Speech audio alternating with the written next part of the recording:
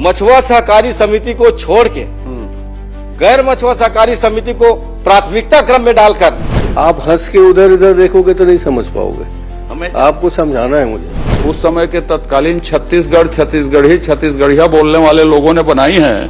आपकी जो नीति बनी है नवीन मछली पालन नीति, उसको बनाते समय या टाइप करते समय एक शब्द आप भूल गए हो।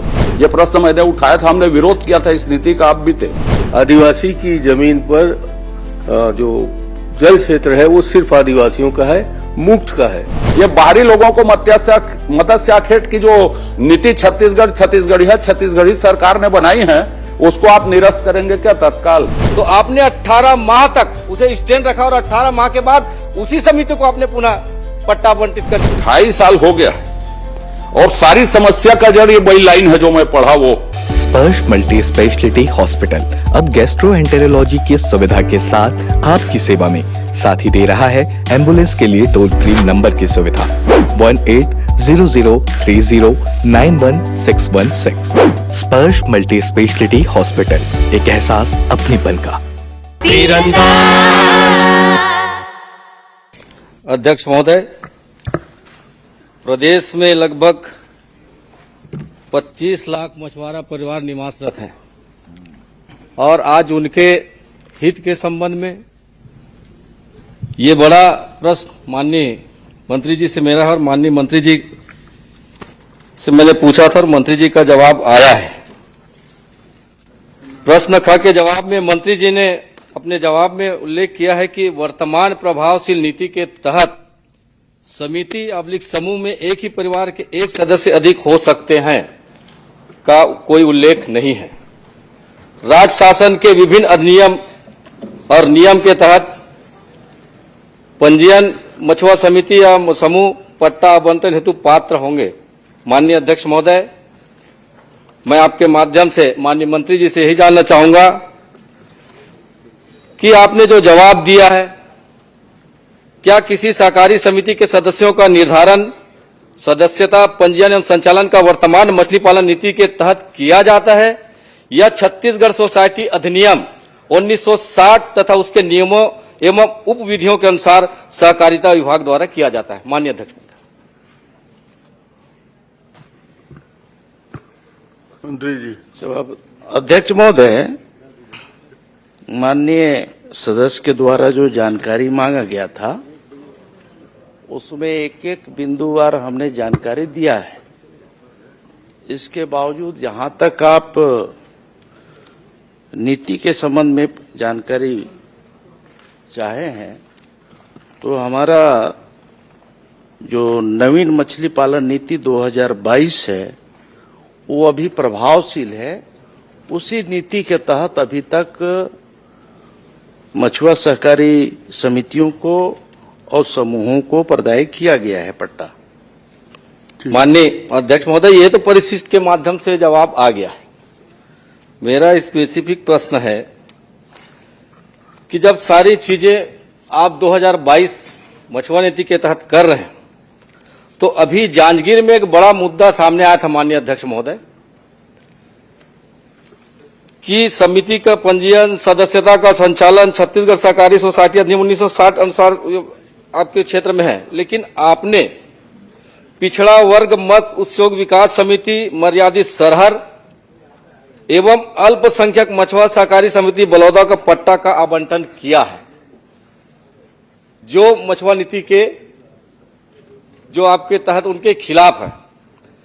यदि आपने वह कार्यालय पंजीयक संस्था छत्तीसगढ़ रायपुर के पत्र क्रमांक, माननीय अध्यक्ष महोदय, पंजीयन 2014/2450 द्वारा मत्स्य सहकारी समिति पंजीयन के संबंध में दिशा निर्देश के अनुसार नियम विरुद्ध है, क्योंकि क्रम से बलौदा में 7 परिवार से 14 सदस्य एवं सरहर में 4 से 8 सदस्य ऐसे हैं जो गैर मछुआ समाज के हैं और ये अल्पसंख्यक है।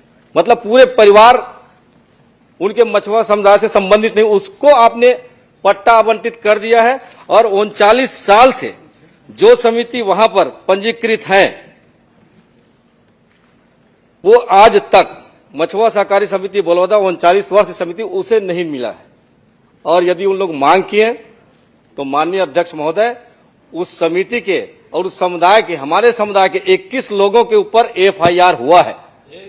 FIR 21 लोगों के ऊपर मांग हम करते हैं, अपने अधिकारों की लड़ाई लड़ते हैं, लेकिन ये सरकार, आप चाहते क्या मैं है? यही चाह रहा हूं कि यदि निषाद जी जी निषाद जी लड़ाई लड़ते हो लेकिन पढ़ तो देख देख के रहे हो, देख देख के पढ़ रहे हो। नियम अधिनियम तो बताना पड़ेगा ना, पढ़ आपको के। अपने समुदाय की समस्या ही नहीं मालूम है। अरे अरे समस्या मैं आपका बचपन से वही काम कर रहा आपका हूँ, बचपन से वही काम कर रहा हूँ, मुझे पता है निषाद जी, समुदाय की समस्या। आप प्रश्न कर लीजिए। मेरा कहने का मतलब यह है माननीय अध्यक्ष वर्णन महोदय, ज्यादा यदि आप मछुआ सहकारी समिति को छोड़ के गैर मछुआ सहकारी समिति को प्राथमिकता क्रम में डालकर आवंटन किए हैं, तो क्या ऐसे अधिकारी जो दोषी पाए गए उनके खिलाफ कार्रवाई करेंगे चलिए। और जो पात्र हैं उनको मंत्री जी। ये तालाब आवंटित करेंगे क्या? चलिए, अध्यक्ष महोदय, जहां तक समिति के अवैध होने की बात आपने किया है, ये समितियां तो अभी तक वैध हैं।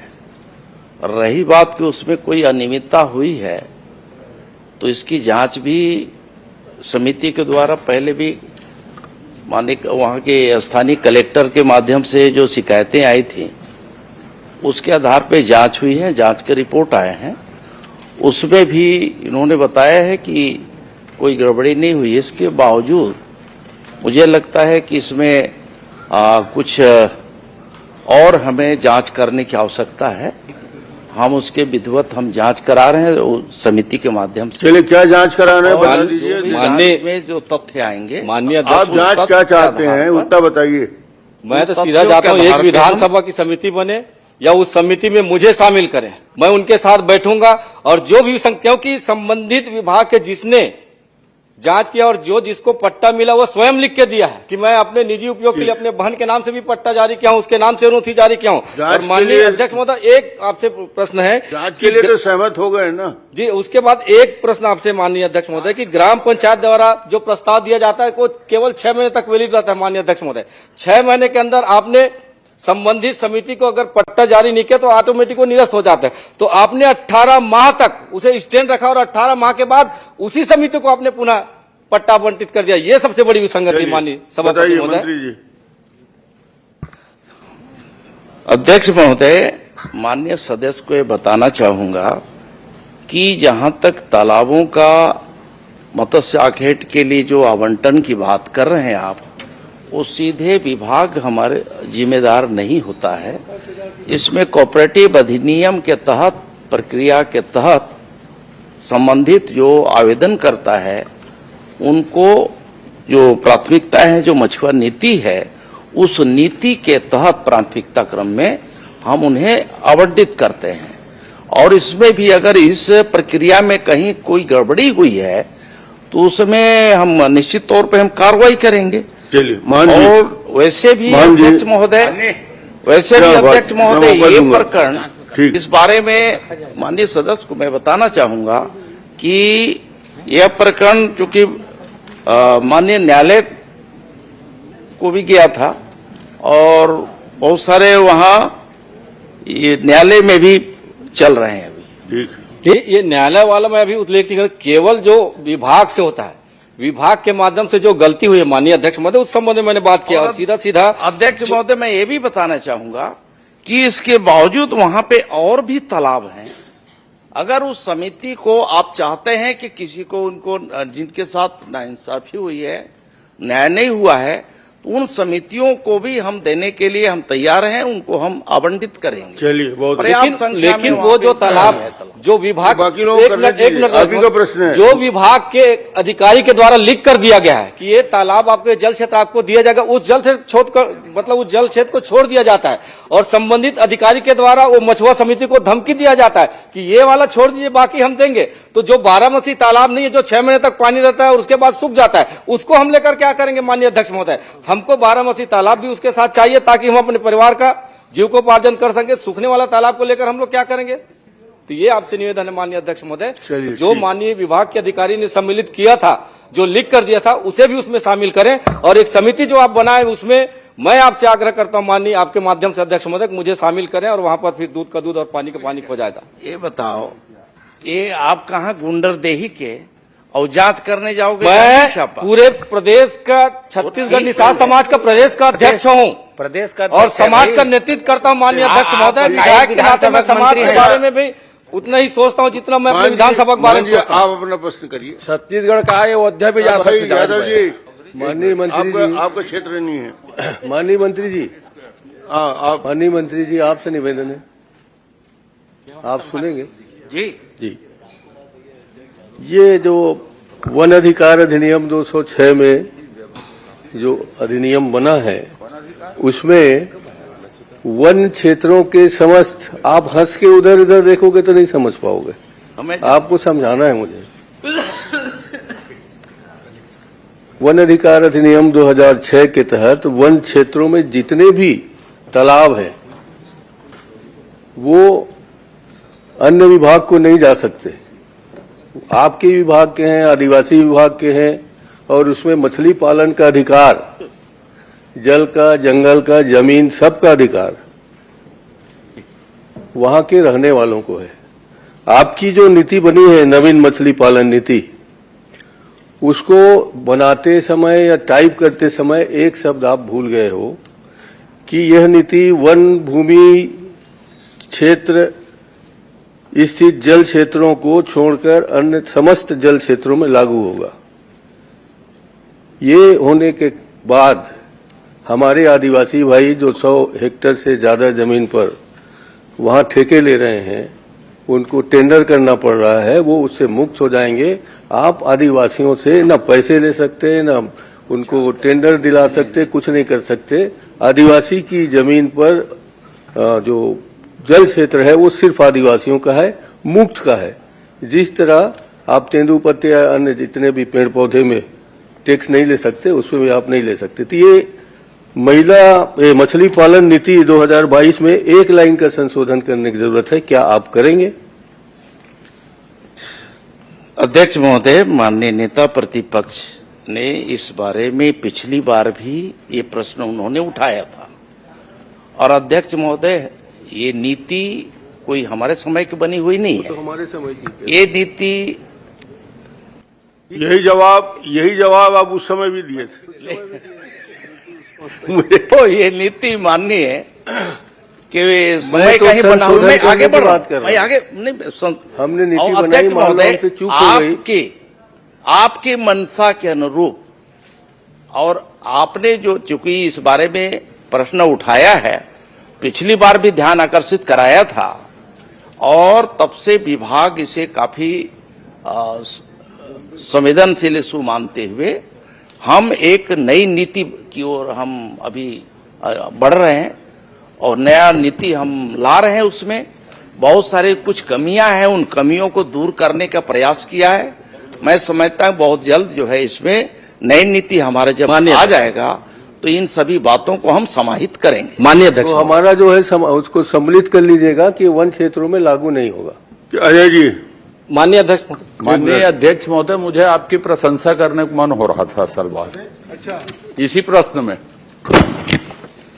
माननीय मंत्री जी, मैं आपसे आग्रह करूंगा कि 2022 की जो नीति उस समय के तत्कालीन छत्तीसगढ़िया बोलने वाले लोगों ने बनाई है, उसके एक पॉइंट, और आपने जो बनाया था उसमें मैं एक लाइन बोल देता हूं। उसका कारण है आपकी 2022 की मछुआरा नीति में एक 1.5 को आप पढ़ लीजिए, मैं पढ़ देता हूं। 1000 से अधिक हेक्टेयर, 200 अधिक हेक्टेयर, पंजीकृत व्यावसायिक संस्था, कंपनी, फर्म, समूह, व्यक्ति को 10 वर्ष के लिए आवंटित किया जाएगा। ये नई जोड़ी है आपकी नीति में। माननीय अध्यक्ष महोदय, ये समुदाय आधारित थी। बुश सरकार ने जब निधि बनाई उस समय निषाद जी कुछ नहीं बोल सके थे। ये प्रश्न मैंने उठाया था, हमने विरोध किया था इस नीति का, आप भी थे। एकमात्र एलाइड सेक्टर ऐसा है जिसमें छत्तीसगढ़ के लोग कर सकते हैं मत्स्य आखेट को, चाहे कितना भी बड़ा जल क्षेत्र हो, कोई भी क्षेत्र का हो। तत्कालीन छत्तीसगढ़िया सरकार ने उसमें जोड़ दिया पंजीकृत व्यावसायिक संस्था, कंपनी, फर्म, समूह को। मैं माननीय मंत्री जी आपसे आग्रह करना चाहूंगा, नई नीति में क्या सिर्फ और सिर्फ छत्तीसगढ़ के समुदाय को, उस समुदाय को प्राथमिकता दी जाएगी? यदि 10,000 एकड़ में भी यदि मत्स्य आखेट की उनकी क्षमता नहीं है तो उसकी क्या हम एम्पावरमेंट करेंगे उनकी? और देंगे। ये बाहरी लोगों को मत्स्य आखेट की जो नीति छत्तीसगढ़ी सरकार ने बनाई है, उसको आप निरस्त करेंगे क्या तत्काल, और उनको प्राथमिकता देंगे क्या, ये बताइए। मत्स्य नीति पर ही है ये। आपने माननीय अध्यक्ष महोदय, सूखा में अभी वो मांग कर रहे थे 6 महीने भरा रहेगा, 6 महीने खाली रहेगा वाला। आपके समय में उसमें छूट का भी प्रावधान था, मैं पढ़ सकता हूं उसको, पट्टा राशि में राहत देने का। ठीक है ना, नीतिगत विषय है, मंत्री जी इस पे बोलेंगे। नहीं, निश्चित ही अध्यक्ष महोदय, माननीय हमारे विद्वान सदस्य ने प्रश्न सबका ध्यान आकर्षित कराया है। अध्यक्ष महोदय, हमारे कृषि एलाइड सेक्टर में हमारे जो मत्स्य पालन विभाग है, इसका बहुत महत्व है और निश्चित ही छत्तीसगढ़ में बहुत संभावना है। इन संभावना को देखते हुए हम व्यापक स्तर पर इसकी हम कार्य योजना बना के काम कर रहे हैं। भारत सरकार की तमाम सारी स्कीम योजनाएं हैं, उस योजना के तहत भी हमें काफी सपोर्ट मिल रहा है। हम आगे बढ़कर माननीय मंत्री जी, इसमें माननीय मंत्री जी 2.5 साल हो गया और सारी समस्या का जड़ ये वही लाइन है जो मैं पढ़ा, वो भी मांग कर रहे थे कि बाहर के लोगों को दे दिया है अपने करके। तो आप इसमें कोई समयबद्ध 4-6 महीने में नई नीति ला देंगे ऐसा बोल दीजिए, तुरंत लाना ऐसा नहीं है। पर 2.5 साल निकल गया है भैया, आप लाइए उसको, लोगों के एम्पावर कीजिए। नहीं, निश्चित ही अध्यक्ष महोदय, आप सबकी भावना के अनुरूप हम नीति ला रहे हैं और उसको निश्चित ही छत्तीसगढ़ के हित में, आवश्यक है, छत्तीसगढ़ियों के हित में इसे हम लागू करेंगे। नहीं, अब बता दिया एक प्रश्न मान्य आपके प्रश्न का नीतिगत जवाब दे दिया, इसमें कोई प्रश्न अब नहीं बनता। माननीय बहुत जल्दी ले आएंगे, पॉलिसी में परिवर्तन होगा। श्री ललित चंदाकर। खुश है तो फिर खुशी मना ले, छोटा बड़ा केक मंगा ले, संगम में मिलता है बढ़िया केक, संगम में मिलता है बढ़िया केक। तीरंदाज